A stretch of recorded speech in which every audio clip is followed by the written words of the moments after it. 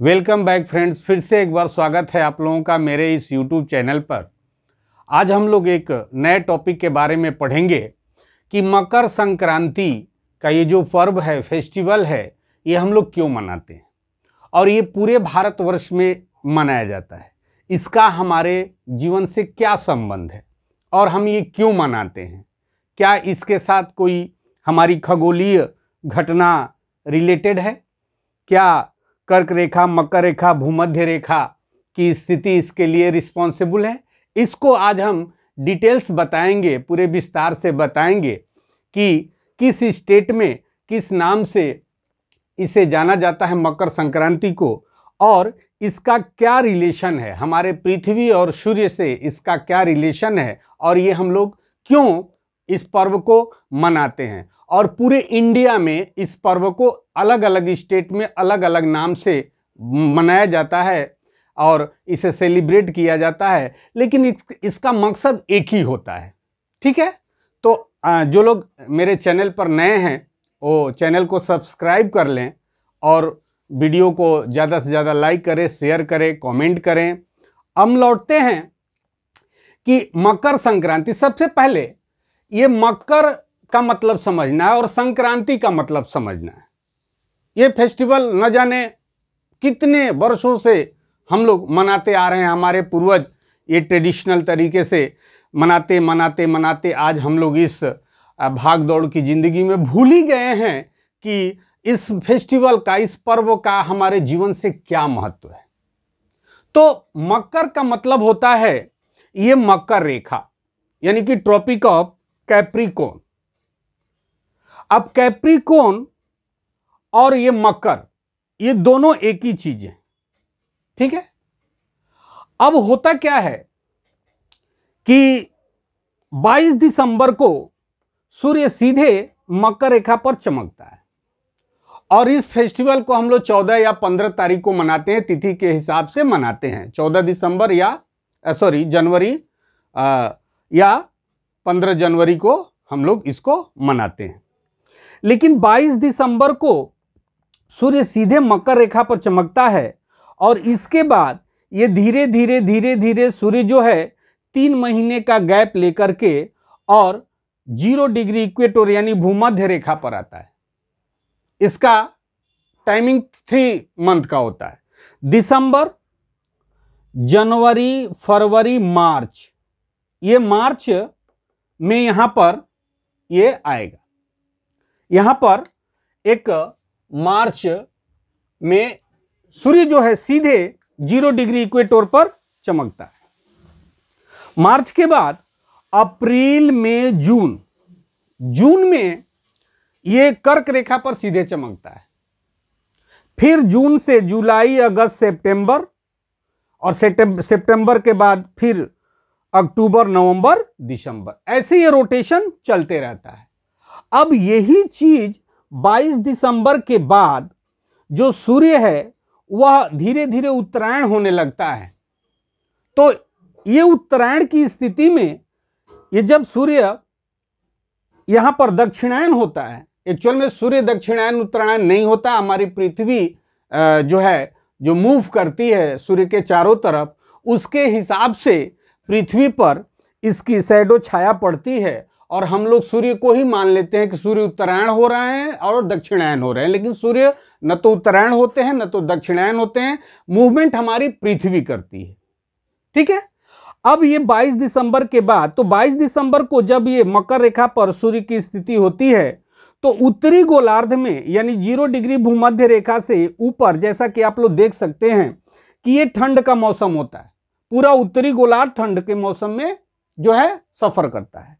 लेकिन हमारी जो स्थिति है यानी इंडिया की जो स्थिति है वह 1 जून को ये जो कर्क रेखा पर सूर्य सीधे चमकता है, तो हमारी स्थिति जो है वो लगभग इस प्लेस पर है, क्योंकि ये लाइन भारत के बीचों बीच से होकर के गुजरती है। भारत के 8 राज्यों को ये क्रॉस करते हुए भारत के बीचों बीच से जाती है, गुजरात, मध्य प्रदेश पकड़े हुए। तो भारत की स्थिति लगभग यहाँ होती है। अब हम लोग इस ठंड में रहते हैं, चूंकि सूर्य जो है वह कहाँ दक्षिणायन होता है, लेकिन यही आराधना हम लोग करते हैं सूर्य से इस फेस्टिवल के माध्यम से। एक्चुअल में ये एक परंपरागत खेती बाड़ी से संबंधित ये एक फेस्टिवल है। जब हम लोग खरीफ की फसल को काट लेते हैं और उसे अपने घर में लाते हैं, अनाज के दाने जब घर में आ जाते हैं तो किसान खुशी में जो है इस त्योहार को मनाते हैं और रबी की फसल लगा चुके होते हैं। क्योंकि ये जो नवंबर और दिसंबर और जनवरी का जो महीना है, इसमें रबी की फसल लग जाती है। अब रबी की फसल जब लग जाती है तो रबी की फसल का मतलब क्या हुआ कि जिस फसल में रबी माने सूर्य की किरणों की ज़्यादा जरूरत पड़े, यानी ज़्यादा टेम्परेचर की जरूरत पड़े, यानी बोते समय कम टेम्परेचर और फसल के ग्रोथ में या फसल के पकने में सूर्य की ज़्यादा जरूरत, यानी कि ज़्यादा टेम्परेचर की जरूरत होती है, उसे हम कहते हैं रबी की फसल। तो खरीफ की फसल जैसे आ गई किसान के घर में, रबी की फसल उसने लगा दिया। अब वो क्या करता है, सूर्यदेव की आराधना करता है कि हे प्रभु, आप जल्दी से जल्दी आएं और अपने प्रकाश से हम लोगों को प्रकाशित करें, जिससे कि हमारी फसलें उगे और अच्छी पैदावार हो। ये कहीं ना कहीं हमारे जो है खेती बाड़ी से संबंधित ये त्योहार है, तीज है, त्योहार है, जो भी बोल लीजिए, फेस्टिवल है। लेकिन हम लोग इस चीज़ को भूल जा रहे हैं कि कहीं ना कहीं ये जो हमारा जो फूड सप्लीमेंट है जो हम आज खाते हैं, ठीक है, वह कहाँ से आता है? वह किसान लाता है, वह हमारे खेत में उगते हैं और उसको हम जो है यूज करते हैं। तो ये फेस्टिवल मुख्यतः उसी के लिए मनाया जाता है। और भारतीय त्योहारों में तो आप जान ही सकते हैं कि सारे के सारे त्योहारों का जो अंत है वह किस में है, तो खाने के लिए। कहीं ना कहीं जब लास्ट होगा तो हम लोग क्या करेंगे, खाएंगे। इससे क्या होगा कि बॉडी को एक रेगुलर जो विटामिन्स है, मिनरल्स है, प्रोटीन है, ये सब मिलता रहे। इसलिए साल में तो कम से कम एक दिन उस चीज को किया जाए, ये अनिवार्य रूप से, ताकि हमारा जो है ग्रोथ हो। इस तरीके से इस फेस्टिवल को हम लोग मनाते हैं। मकर संक्रांति, अब यहां पर संक्रांति का मतलब होता है सूर्य एक जगह से दूसरी जगह, यानी एक राशि से दूसरी राशि में प्रवेश करने को संक्रांति कहते हैं। यानी सूर्य जो है वो मकर राशि से धीरे धीरे धीरे धीरे ऊपर उठता है, ठीक है। अब ये हो गया मकर संक्रांति। अब इसे अलग अलग जगहों पर, जैसे सकरात, मकरात, बिहार, उत्तर प्रदेश, उत्तराखंड में इसका नाम है। मैं थोड़ा सा बता दूं आप लोगों को, आप लोगों को शायद जानकारी होगी।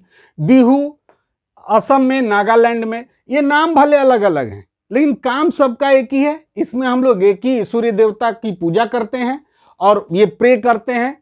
और यह है नागा सागी HP, यानी हिमाचल प्रदेश में।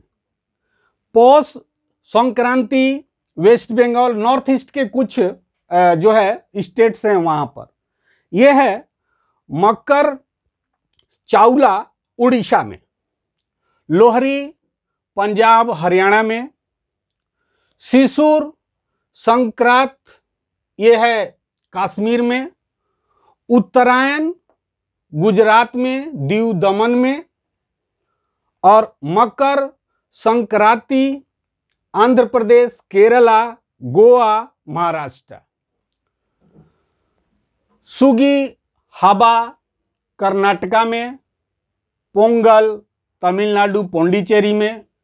इसी दिन जल्लीकट्टू का भी वहां पर खेल होता है, फेस्टिवल होता है, और बैल के साथ लोग दौड़ते हैं। खिचड़ी ईस्ट यूपी में, ईस्ट यूपी का जो भाग है वहां पर आरा, बलिया, छपरा, ये सब जो पकड़े, छपरा तो खैर बिहार है लेकिन कल्चर में एक ही है, तो वहां पर हम लोग क्या बोलते हैं, खिचड़ी बोलते हैं। उसके बाद है घुघुटी कुमायूं और गढ़वाल रेंज जो हिमालय का है वहां पर।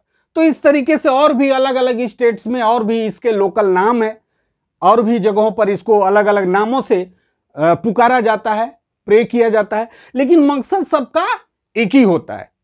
ये एक्चुअल में हमारे खेती बाड़ी से रिलेटेड एक फेस्टिवल है और इस फेस्टिवल को हम लोग बहुत धूमधाम से मनाते हैं। तो मैं आशा करता हूं कि आप लोगों को ये समझ में आएगा। फिर से एक बार थोड़ा सा क्लियर कर दूं, 22 दिसंबर को सूर्य मकर रेखा पर सीधे चमकता है, ठीक है। 21 सितंबर और 23 मार्च को सूर्य जो है वह भूमध्य रेखा पर सीधे चमकता है और 21 जून को कर्क रेखा पर सीधे चमकता है। तो ये सूर्य की स्थिति और पृथ्वी की स्थिति के ऊपर ही ये फेस्टिवल मनाया जाता है। मैं आशा करता हूं कि आप लोगों को वीडियो अच्छा लगा होगा तो इस वीडियो को लाइक करें, शेयर करें, कमेंट करें, चैनल को सब्सक्राइब करें। आज के लिए इतना ही, धन्यवाद।